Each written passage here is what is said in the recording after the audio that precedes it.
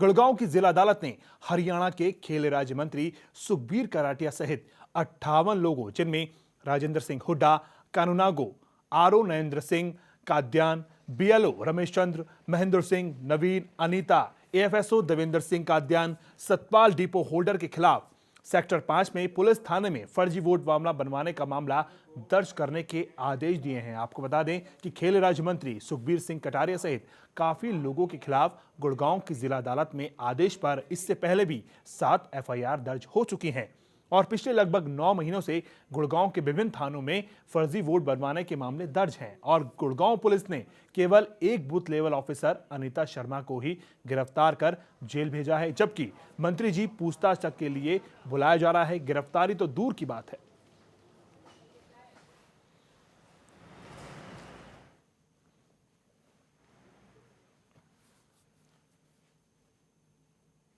करनाल के फुलुक गांव की 4वीं कक्षा की छात्रा के साथ अपहरण और बलात्कार के मामले में करनाल से नवनिर्वाचित सांसद अश्वनी चोपड़ा पीड़ित और उसके परिजनों से मिलने अस्पताल पहुंचे। इस दौरान सांसद ने पुलिस को आरोपियों को जल्द गिरफ्तार करने की बात कही, साथ ही आरोपियों को फांसी की सजा देने की मांग की।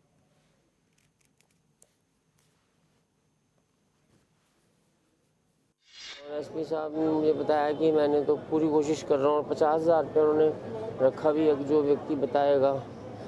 तो कोशिश तो हो रही है, लेकिन ये जो है ना, ये गंदी मनोवृत्ति के जो लोग हैं हमारे देश के अंदर, हाँ, इनको लॉ एंड ऑर्डर इतना सख्त होना चाहिए कि रेप करने वाले को तो मैं कहता हूँ फांसी दे देनी चाहिए। करनाल में 8 साल की स्कूली छात्रा के साथ अपहरण के बाद दुष्कर्म का मामला तूल पकड़ता जा रहा है। घटना के 3 दिन बाद भी आरोपी को करनाल पुलिस अब तक गिरफ्तार नहीं कर पाई है। वहीं दुष्कर्म की शिकार मासूम जो है वो ऑपरेशन के बाद भी अभी तक उसे होश नहीं आया है। उसकी लगातार जो हालत है वो बनी हुई है गंभीर। अब ऐसे में देखना होगा कि पुलिस आरोपियों को कब तक गिरफ्तार करते हैं। इस नजर डालते हैं इस हमारी खास रिपोर्ट पर। करनाल के गांव फुरलक में 8 साल की स्कूली छात्रा का अपहरण के बाद रेप किया गया। करनाल पुलिस अब तक इस मामले पर मूक बनी हुई है। पुलिस के इस ढीले ढाले रवैये से तंग आकर पीड़ित परिजनों और शहरवासियों में रोष पनप रहा है, जिसे लेकर करनाल की कुछ सामाजिक संस्थाएं पीड़ित परिवार से मिली। उन्होंने सचिवालय पहुंचकर करनाल पुलिस अधीक्षक अभिषेक गर्ग से आरोपियों की जल्द गिरफ्तारी की मांग की और ज्ञापन सौंपा।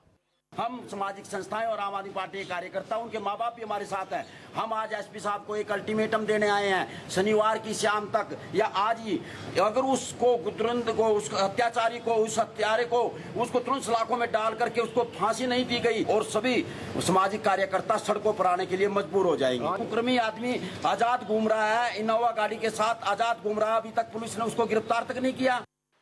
वहीं पुलिस अधीक्षक अभिषेक गर्ग ने पीड़ित परिजनों को आश्वासन दिया कि जल्द ही आरोपी सलाखों के पीछे होगा। पुलिस का कहना है कि आरोपी को पकड़ने वाले को पुलिस की ओर से 50,000 रुपए दिए जाएंगे। उधर लड़की के मामा ने अस्पताल प्रबंधन पर आरोप लगाया कि अस्पताल के डॉक्टरों ने पूरी तरह से इलाज नहीं किया।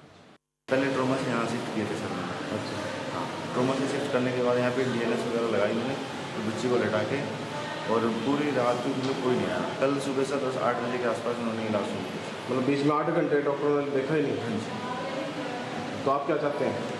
सर हम तो यही चाहते हैं कि हमारी बच्ची के साथ बड़े न्याय मिले। वहीं डॉक्टरों की माने तो उनके मुताबिक इलाज में किसी भी प्रकार की देरी नहीं हुई।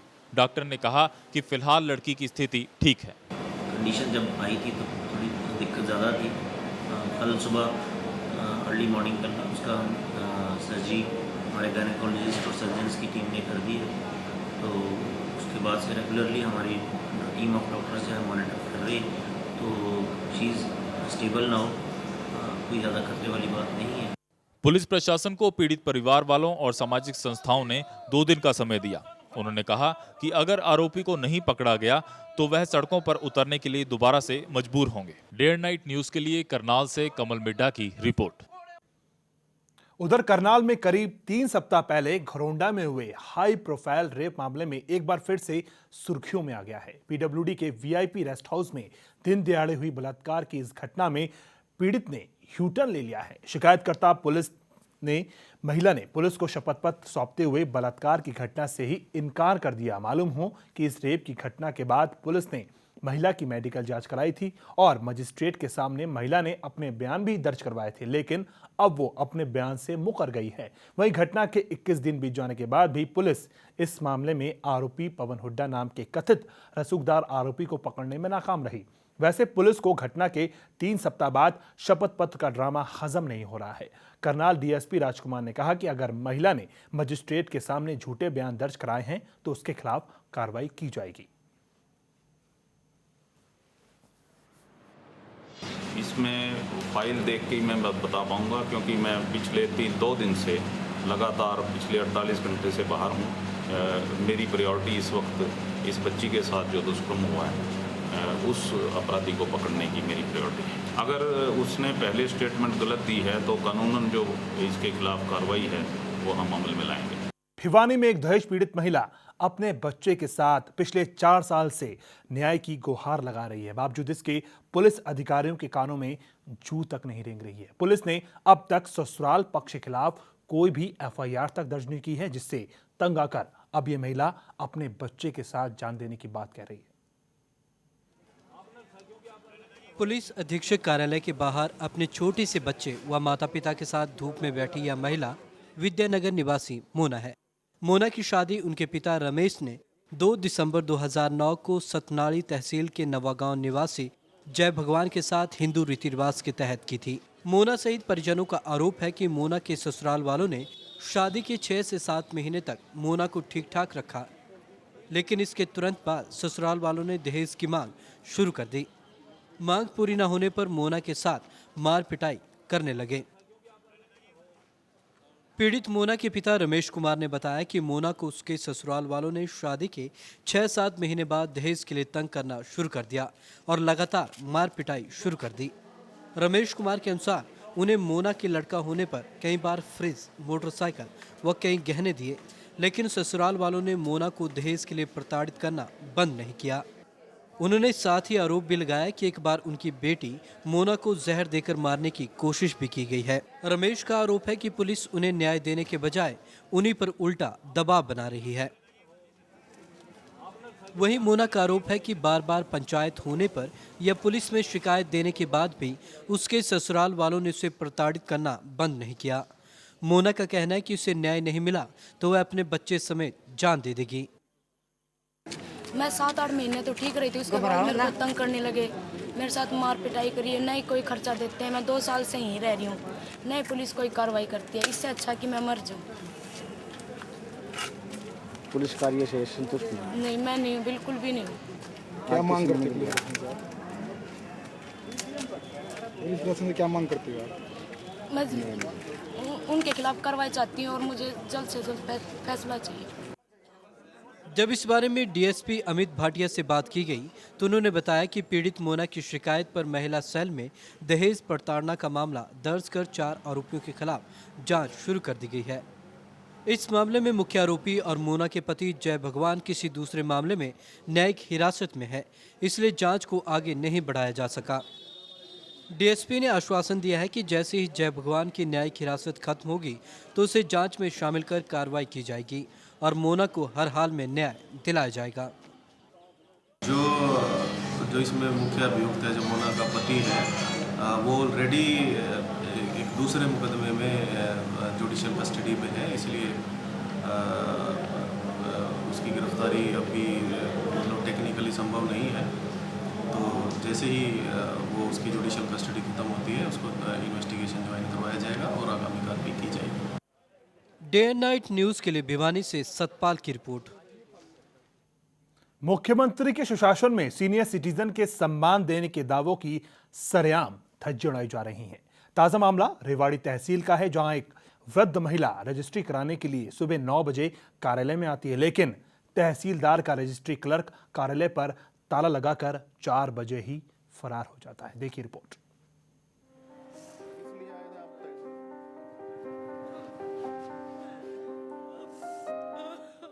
तहसील में खड़ी होकर आंसू बहा रही करीब 70 साल की लक्ष्मी देवी मुख्यमंत्री भूपेंद्र सिंह हुड्डा के सुशासन और वृद्धों के सम्मान के दावों की पोल खोल रही हैं। लक्ष्मी देवी की आंखों से निकलने वाला एक एक आंसू सवाल कर रहा है कि क्या यही सुशासन है।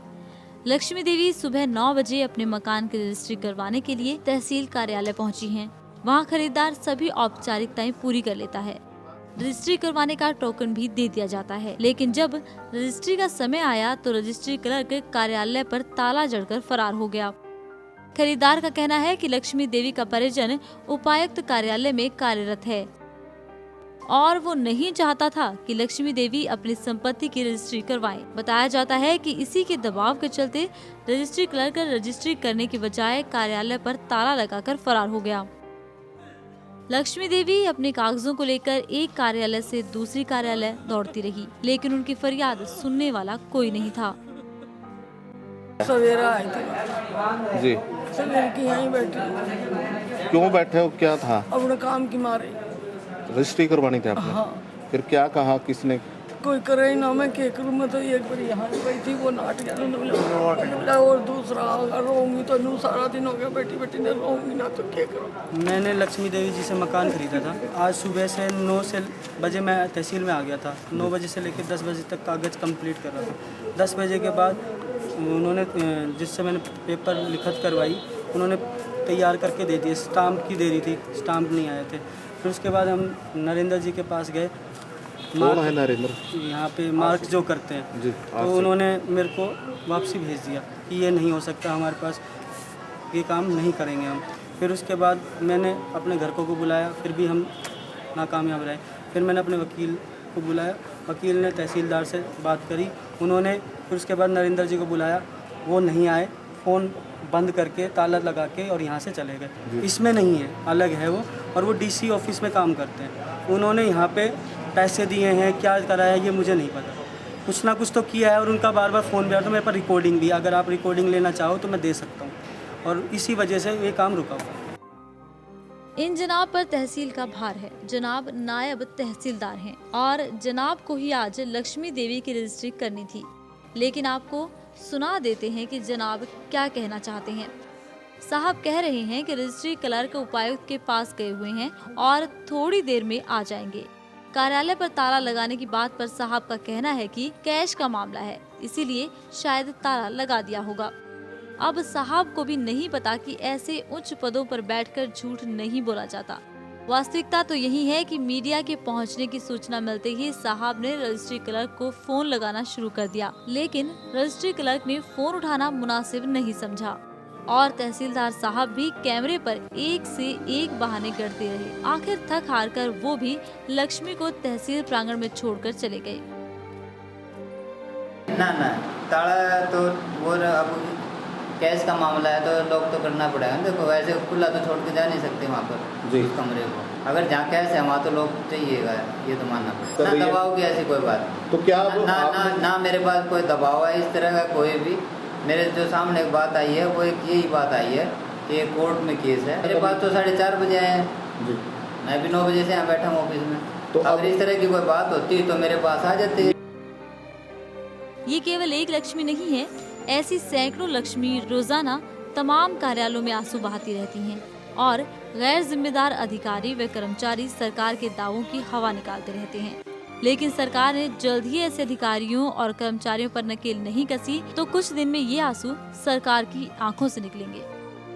डे एंड नाइट न्यूज के लिए रेवाड़ी से मोहिंद्र भारती की रिपोर्ट। रोहतक में भाजपा किसान मोर्चा के राष्ट्रीय अध्यक्ष ओम प्रकाश धनखड़ समेत सैकड़ों कार्यकर्ताओं को पुलिस ने शुक्रवार को हिरासत में ले लिया।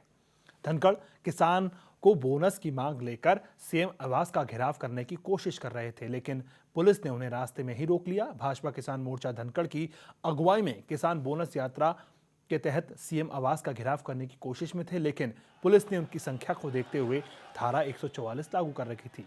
किसान बोनस यात्रा 28 मई को रेवाड़ी के कोसाली से शुरू हो गई थी। इस यात्रा का समापन रोहतक में समापन होना था। यात्रा के दौरान ही धनखड़ ने घोषणा की कि बोनस की मांग को लेकर सीएम आवास का घेराव किया जाएगा। इस घोषणा के चलते रोहतक में पुलिस ने अशोका चौक के पास बैरिकेड लगा दिया। ओम प्रकाश धनखड़ समेत तमाम कार्यकर्ता जब अशोक चौक के पास पहुंचे तो पुलिस ने उन्हें हिरासत में ले लिया। सभी कार्यकर्ताओं को पुलिस लाइन मैदान में ले जाया गया, जहां कुछ देर बाद उन्हें रिहा कर दिया गया। इस मौके पर ओम प्रकाश धनखड़ ने कहा कि मुख्यमंत्री भूपेंद्र सिंह हुड्डा से मांग की गई कि गेहूं पर 300 रुपए प्रति क्विंटल बोनस दिया जाए। साथ ही उन्होंने SEJD के मुद्दे पर भी सरकार को कोसा। धनखड़ ने यह भी उम्मीद जताई कि केंद्र सरकार जल्द ही स्वामीनाथन आयोग की रिपोर्ट लागू करेगी। उन्होंने ये भी जानकारी दी कि केंद्रीय कृषि मंत्री राधा मोहन सिंह अगले माह रोहतक आएंगे।